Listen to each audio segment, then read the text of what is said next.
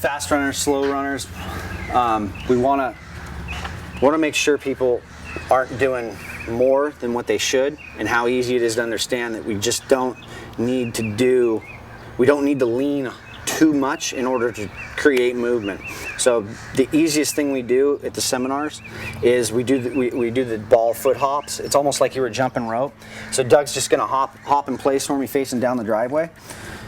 And he'll stabilize. So midline stabilize, he's gonna crank it down, boom, he's tight. He's just gonna hold in place. And what I want him to do is lean from the ankles, okay? And I want him to lean as little as possible in order for him to create movement. So to get them to first understand this before he even initiates, I'm gonna have Doug, he can relax his arms, but he's gonna tighten up, and I want him to fall forward, his body weight into me.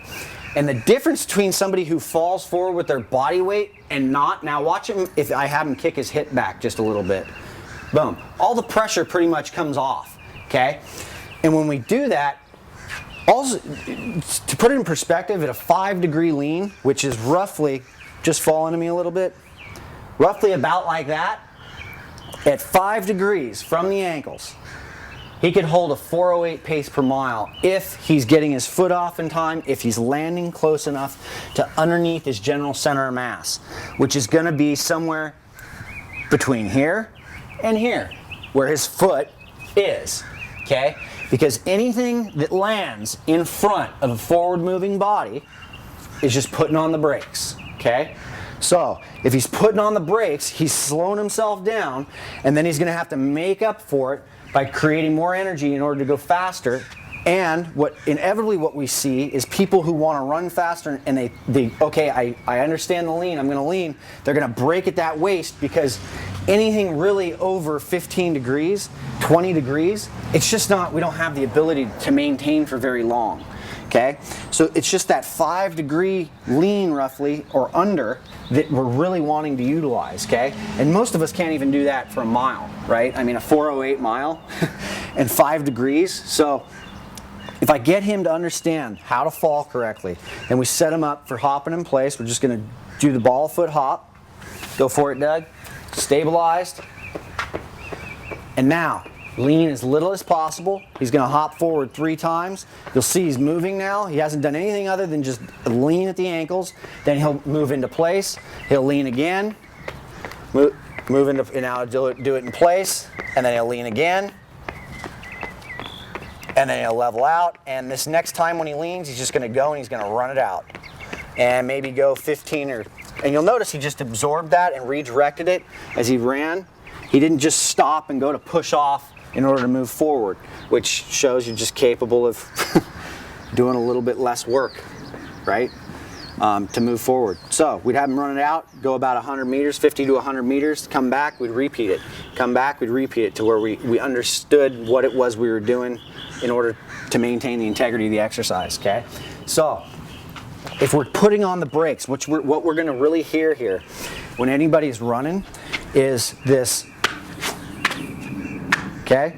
Also, that heel strike, okay? A heel strike is fine when we're walking, as both feet are in contact with the ground at the same time. But when we start to speed up, run, that's defined as 1 foot on the ground at a time, and we're trying to switch support here.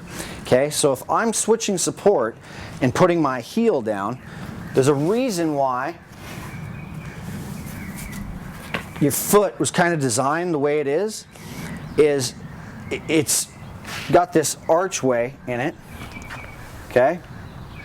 And if you've got a fallen arch, you can still work on it and strengthen up the feet, but what we have is this archway here, okay?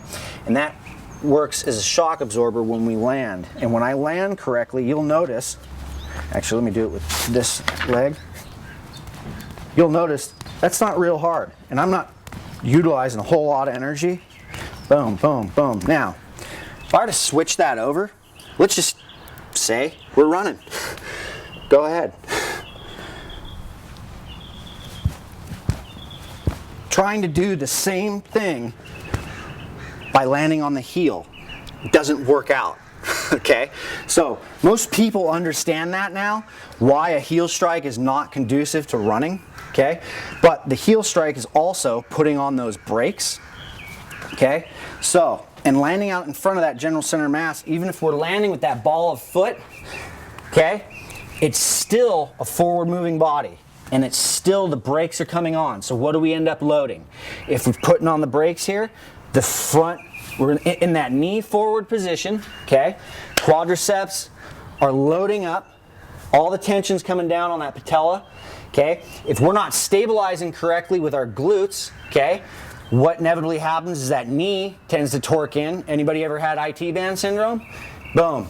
Not stabilizing correctly? This is probably the problem, okay? So, if he's putting on the brakes, he's engaged his quadriceps far more than he's needed to. If he has a lack of glute strength or stability, he's not stabilizing the knee, okay? So we're gonna end up having problems associated with that knee or even IT band area, okay? Or even the patella. So now we're set up here, and what has to happen is he's gonna have to get over that, then make up for what he wants to do by either pushing out the back and creating more energy than he needs to in order to make up for what he's just lost. It'd be like putting an object out in front of a ball rolling and saying this is an efficient way to move, okay? There's nothing efficient about putting something in front of a forward moving body. So, and the difference between higher level runners versus not so high level runners is that the higher level runners don't land out in front of them as much as the lower level runners do. Okay, it's just something that doesn't happen because they're not able to utilize that type of energy while running.